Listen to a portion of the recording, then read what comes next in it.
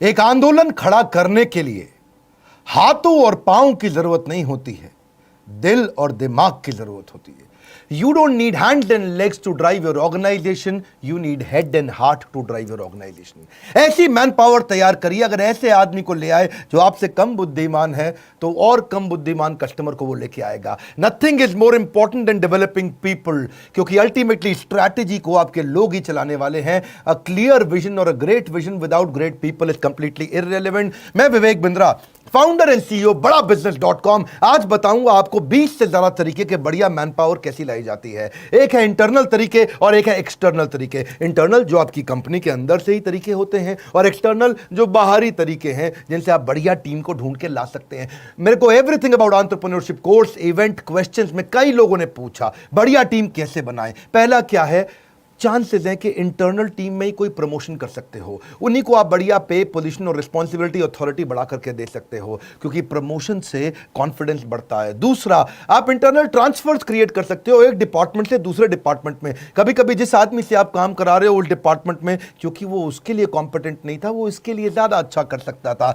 आप retired employees भी लेकर के आ सकते हो जो चले गए थे, या दूसरी कंपनी के कॉम्पिटिटर के रिटायर्ड एम्प्लॉयज को ढूंढ सकते हो, या अपनी कंपनी के रिटायर्ड, मारुति ऐसा बहुत करती है। उनको लगता है जिसने हमारी कंपनी में 30 साल काम कर लिया, अब अगर उसे कोई और लेके चला गया ना तो हमारे राज जाके खोल देगा वहां, इसलिए अपने रिटायर्ड एम्प्लॉयज को वो ले आते हैं वापस जाकर के। See, you need to have collaborative hiring process. Steve Jobs कहते थे कोलैबोरेटिव मतलब मिली जुली अंदर पूरी टीम के साथ में। एक और तरीका क्या है, अपग्रेड कर दें, कुछ लोगों को अपग्रेड कर दें, उसकी डेजिग्नेशन ना बढ़ाएं लेकिन उसकी रिस्पॉन्सिबिलिटी बढ़ा दें और उसका थोड़ा तनख्वाह भी बढ़ा दें, अथॉरिटी बढ़ाए बिना। देखिए, recruitment should be viewed as the most important, as important as sales, highly critical। आपके लिए सेल्स इंपॉर्टेंट है, उतना ही इंपॉर्टेंट है बढ़िया मैन पावर लेकर के आना। जितना पैसा इंपॉर्टेंट है उतना ही मैन पावर, क्योंकि acquiring the right talent is the most important key for growth. Hiring was, hiring is and hiring will be the most important part. मेरी अपनी ऑर्गेनाइजेशन में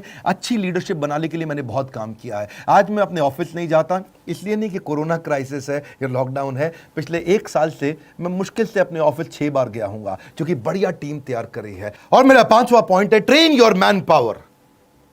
ट्रेनिंग पे एक थोड़ा किस्सा सुनाता हूं गौतम भाई अडानी का। गौतम भाई अडानी गुजराती सब जानते हैं। एक बार उसकी कंपनी में हेजिंग की गलती हो जाने के कारण टाइमली ना करने से 50 करोड़ का नुकसान कर दिया एक सीनियर एम्प्लॉय ने। सीईओ बहुत नाराज हो गया था, इसने 50 करोड़ का नुकसान कर दिया। वो उसको निकालने की तैयारी कर चुका था। बात गौतम भाई अडानी पे पहुंची तो उन्होंने इसको बुलाया, पूछा क्या हुआ। बोला सर बहुत बड़ी गलती हो गई, आगे से कभी नहीं होगा, समझ में आ गया मुझसे गलती हो गई। गौतम भाई अडानी ने अपने सीईओ को बोला इसको नहीं निकालना। सीईओ हैरान, सर 50 करोड़ का नुकसान किया इसने, कैसे नहीं निकालना। अडानी बोले अब तुम इसको निकालोगे, कहीं ना कहीं तो ये ज्वाइन करेगा। गलती इसको समझ में आ गई, ये सीख चुका है, मेरी गलती का फायदा कोई और कैसे उठा ले। It was not a business loss, it was his training cost.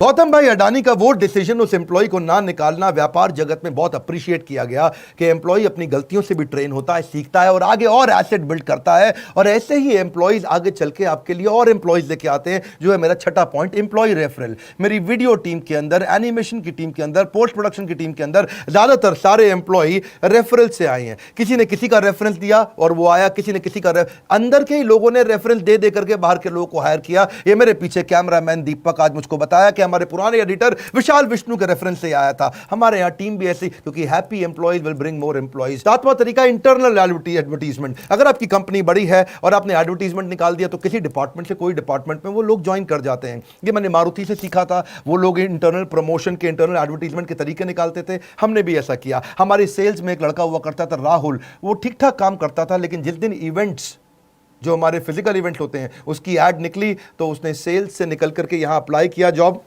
Inter department, और वैसे ही इंटरव्यू हुआ जैसे फ्रेश हायरिंग का इंटरव्यू होता है, उसको सिलेक्ट कर लिया गया।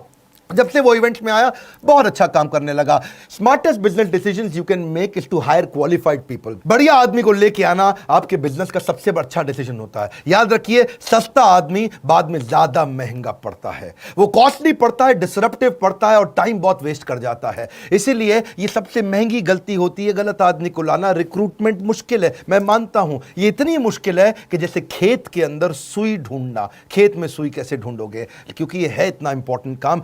प्रीवियस एप्लीकेंट पे भी फोकस करो। कई बार पहले इंटरव्यू देके लोग जा चुके थे और उनका रिज्यूमे अभी तक पड़ा हुआ है, आपने जवाब नहीं लिया या उस समय डिसीजन नहीं लिया, उस समय वो आदमी काम नहीं आता। तो पुराने लोगों पे ध्यान दें। और अगर आपकी बड़ी ऑर्गेनाइजेशन है और आपकी ऑर्गेनाइजेशन में किसी एम्प्लॉय का देहांत हो गया है, तो उसकी पत्नी, उसका बच्चा या उसके पिता को भी आप नौकरी का अवसर दे सकते हो, क्योंकि आप जब फाइनेंशियली इन्वेस्ट करते हो ना लोगों के अंदर, तो वो आपकी कंपनी में इमोशनल इन्वेस्टमेंट करना शुरू कर देते हैं, याद रखिएगा। एंड ऑल्सो ये भी है कि किसी गलत आदमी को, don't hire people who are coming for salary, hire people who are coming for the love of the job.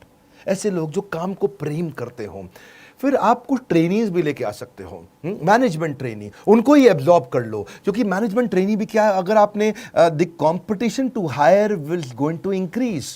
आने वाले समय में कंपनीज एक्स्ट्रा फैसिलिटी देंगी अच्छे लोगों को हायर करने के लिए। आपको क्या समझना है, अगर आपको अच्छा आदमी मिल जाता है तो उसको ले लो, उसके लिए जगह बन जाएगी। बढ़िया मैन पावर जो बहुत इंटेलिजेंट इंटेलेक्चुअल है, उसको ले लो। See the way you treat your employees is the way they will treat your customers. क्योंकि अगर आपने ऐसा आदमी ले लिया जिसको बहुत माइक्रो मैनेज करना पड़ रहा है, बहुत टाइटली मैनेज करना पड़ रहा है, बार बार उसको कहना पड़ रहा है ठीक से करे, ठीक से करे, ठीक से कर, इसका मतलब आपने हायरिंग के समय में गलती कर दी थी। एनीवेज, ये इंटरनल तरीके थे। अब एक्सटर्नल तरीके क्या है, बाहर से कैसे लाएं? सबसे आसान तरीका, मैनेजमेंट कंसल्टेंट या एम्प्लॉयमेंट एजेंसी से बात कर लो। वो लोग आपसे क्या है 8% लेते हैं उसकी तनख्वाह का, 12% भी लेते हैं और कहीं 15% भी लेते हैं, डिपेंडिंग ऑन आपको कैसा एजेंसी मिलता है और कितनी मुश्किल मैन पावर ढूंढनी पड़ जाती है। या पब्लिक एडवर्टीजमेंट जिसके बारे में जानते हैं, इसकी कहीं लोकल एरिया के अंदर सस्ती एडवर्टीजमेंट भी होती है जहां से काम चल जाता है। शुरू में जब मैंने अपना काम शुरू किया था तो भी पब्लिक एडवर्टीजमेंट के थ्रू ही मैं लोग लेके आता, अखबार में छोटी ऐड डालती थी, दिन भर में 100 लोग इंटरव्यू देने आ जाते थे, काम के लोग मिल जाते थे। या फिर कैंपस इंटरव्यू करो, कॉलेजेस में जाओ, बी ग्रेड कॉलेज में जाओ,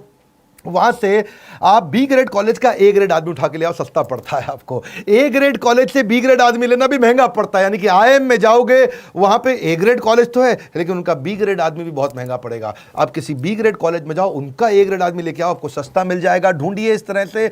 आप कैरेक्टर को हायर करो, स्किल उसको अपने आप ट्रेन कर दोगे। एटीट्यूड को हायर करो, एक्सपीरियंस आप उसको अपने आप दे दोगे। बढ़िया आदमी मिल जाए तो उसको ले लो। प्रोफेशनल एसोसिएशंस में जाओ, बहुत सारी इंडियन मेडिकल एसोसिएशन भी हायरिंग कराने में मदद करती है, इंस्टीट्यूट ऑफ इंजीनियर्स भी है और कई ऐसी प्रोफेशनल एसोसिएशंस हैं जहां पे कहीं ना कहीं उनके पास रेज्यूमेज रहते हैं। हेड हंटिंग बड़ा अच्छा तरीका है, पांचवा तरीका, यानी कि अपने कंपटीशन को देखो। अगर कोई बड़ा कॉम्पिटिटर है आपका तो वहां की हेड हंटिंग करा लो, पोचिंग करा लो। आपको समझ में आया कि मुझे फलाना कंपनी फ्लिपकार्ट का प्रोडक्ट हेड चाहिए, तो आप अपने एचआर हेड को समझा दो कि ढूंढ ढांड के इसके रिज्यूमे लिंक्डइन से वहाँ पहुँच और केवल उसको फ़ोन कर, मुझको वही आदमी चाहिए। देखिए एक बात समझिए, बढ़िया तनख्वाह बढ़िया आदमी के लिए देनी पड़ जाती है आपको अगर आपको हेड हंटिंग करानी है। I don't pay good wages because I have lot of money. सुनिए मेरी बात को, मैं ज़्यादा तनख्वाह इसलिए नहीं देता क्योंकि मेरे पास पैसा ज़्यादा है, मेरे पास आज ज़्यादा पैसा इसलिए है क्योंकि मैंने ज़्यादा तनख्वाहें दी थी। इसका अर्थ क्या हुआ, अच्छे आदमी को अच्छी तनख्वाह दोगे, वो आपको कमा करके देगा। ऐसा नहीं है कि आपके पास पैसा ज्यादा इसलिए ज्यादा तनख्वाह देते हो। देखिए अगर आप मूंगफली खिलाओगे तो बंदर अपने आप आ जाएंगे। रिक्रूटमेंट एक मार्केटिंग है, ये एक तरीका है। जैसे सेल्स एक मार्केटिंग होती है, ऐसे ही हायरिंग भी एक मार्केटिंग होती है। आपको अपनी कंपनी की तारीफ करनी पड़ती है, समझाना पड़ता है कितनी जबरदस्त ऑर्गेनाइजेशन है। अगर आप एचआर में हैं और आप मार्केटिंग की तरह नहीं सोचते हैं, सेल्स की तरह नहीं सोचते हैं, तो आप गलत प्रोफेशन के अंदर चले गए हैं। लेबर यूनियन भी वैसे छठा तरीका है जहां से आप हायरिंग कर सकते हो। नेपोटिज्म आजकल बहुत चलता है, अपने ही परिवार से लेकर के आओ। जैसे वो यादव परिवार है हमारे यूपी में, वहाँ सबके सब लोग इलेक्शन लड़ते हैं, वहाँ सबके सब आते हैं क्योंकि पूरा परिवार उनका फैल गया है। ऐसे ही फैमिली रन बिजनेस के अंदर भी होता है कि आप अपने ही परिवार में से कोई काम का आदमी ढूंढ करके उसको आगे बढ़ाते हो। Casual caller walk in outside the office advertisement से भी चलता है। जैसे अपने ऑफिस के जस्ट बाहर कुछ एडवर्टीजमेंट पोस्टर वगैरह लगा दिए। कुछ कॉल सेंटर्स में मैं देखता हूं अपने ऑफिस के बाहर बड़ा बोर्ड हमेशा लगा रहता है, यानी कि हर दिन कोई ना कोई कैजुअल कॉलर या वॉक इन आता रहता है, अपना सीवी देता रहता है और इंटरव्यू चलता ही रहता है। सोशल मीडिया और ई रिक्रूटमेंट पे कई बार मैंने देखा कुछ ऑर्गेनाइजेशन ध्यान नहीं देती हैं। अपने वेबसाइट पे करियर का क्लियर ऑप्शन दीजिए और सोशल मीडिया में बार बार बताइए, उससे आपको ई स्क्रीनिंग और ई रिक्रूटमेंट अच्छा तरीका है। फिर एक तरीका क्या है, एक्विजिशन एंड मर्जर। कोई अगर आपको ऐसी कंपनी दिख रही है जो कंटेंट बढ़िया बनाती है और आपको वहां के कुछ कंटेंट डेवलपर चाहिए, उसकी जगह कंपनी के मालिक से बात करिए, तेरी कंपनी में कितने आदमी हैं? बोले मेरी कंपनी में 25 आदमी हैं, मुझे सारे 25 आदमी दे दे, अपनी कंपनी बेच दे, मैं इनसे सबसे काम करा लूँगा। तो 25 के 25 आदमी पूरे इंटेलिजेंट, पूरे ट्रेंड आपको मिल गए। आपने उसकी एक मुश्त उसकी कंपनी के नाम पे ये पैसा दिया, रेडीमेड आपका काम हाई स्पीड पर चला गया। ये तब काम आता है जब बहुत बड़ी हायरिंग करनी हो, बड़ा नंबर चाहिए और आपको स्पीड और ग्रोथ के लिए पैसा हो लेकिन टाइम बिल्कुल ना हो। याद रखिए, great people are companies greatest asset. बढ़िया लोग लेकर के आइए। एम्प्लॉयमेंट एक्सचेंज भी पुराने तरीके हैं, अब चलता है नहीं चलता आपको चेक करना पड़ेगा। But when you are hiring, you are not just recruiting employees, you are sowing the seed of reputation. यही एम्प्लॉय आपकी ऑर्गेनाइजेशन की रेपुटेशन बनाती है। आप एक बीज बोने का प्रयास कर रहे हो। बहुत सारे ऐसे भी लोग हैं जो वेटिंग लिस्ट में आपके थे, पुराने थे पड़े हुए, फिर आप भूल गए, आपने ध्यान नहीं दिया। अपने रेज्यूमेस की वेटिंग लिस्ट भी निकालो बाहर, हो सकता है उसमें भी कोई सिलेक्टेड कैंडिडेट आपको पसंद आएगा। मैंने इंटरनल की बात भी करी, एक्सटर्नल की बात भी करी। एक में 10 बताए, एक में 12 बताए। फायदे नुकसान समझ लीजिए। देखिए, इंटरनल मेथड में क्या है, आप अगर अपनी कंपनी के अंदर से लेते हो तो लोग बहुत मोटिवेटेड रहते हैं, उनकी लॉयल्टी और बढ़ जाती है। अरे लाला जी हम लोग को प्रमोट कर रहे हैं, ये नहीं कि बाहर से लेकर आ रहे। अच्छा लगता है उनको। ये थोड़ा क्विक भी है और कॉस्ट इफेक्टिव भी है, महंगा नहीं पड़ता है, सिंपल प्रोसेस है, रिलायबल है। लेकिन इंटरनल में नुकसान भी है छोटा सा, आप बढ़िया फ्रेश टैलेंट नहीं ला पाते। आपको कई बार फेवरेटिज्म देना पड़ता है। अरे ये तो हमारी जाति का है, इसको लगा देते हैं आगे, हा हा हा। ये क्या, कई बार फेवरेटिज्म भी आ जाता है और लिमिटेड स्कोप भी होता है, क्योंकि आपके पास वही 10 लोग हैं, उन्हीं में से आपको लेना है। बाहर से कई बार कॉन्फ्लिक्ट भी हो जाता है। आपने 10 में से एक को बढ़ाया तो बाकी 9 खुंदक खा गए। लाला जी का कुछ चक्कर है इसके साथ में, तो ये बड़ा गड़बड़ रहता है।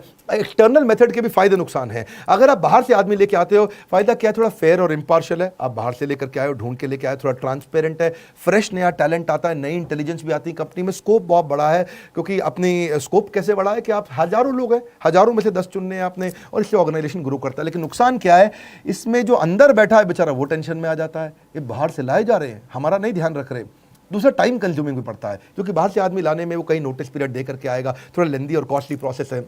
एम्प्लॉय डिससैटिस्फाई भी हो जाते हैं, कभी कभार इनसिक्योरिटी भी आ जाती है। लेकिन hire people brighter then you, एक कैटेगरी आदमी लेके आना, ये रूल है मेरी कंपनी में, हमने रूल बना रखा है।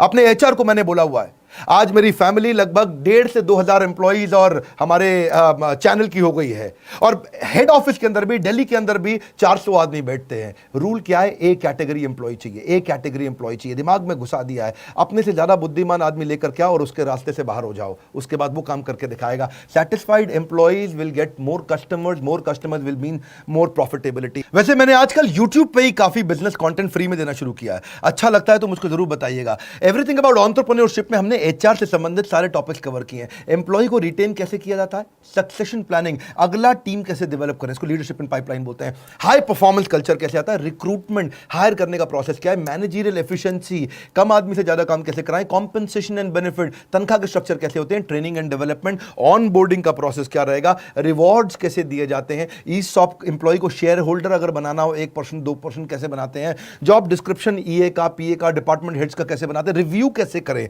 उनके परफॉर्मेंस को पढ़ें कैसे, एग्जीक्यूशन एक्सीलेंस, स्पीड कैसे लाएं, केआरए और केपीआई के इंडिकेटर कि उनके भाई स्कोर बोर्ड आपको बनाना पड़ेगा, सेल्फ कोचिंग का डायरी तैयार करें, एम्प्लॉइज को ही एंटरप्रेन्योर या इंट्राप्रेन्योर कैसे तैयार करें। बात बड़ी सरल है, हम कंटेंट में डेप्थ देते हैं।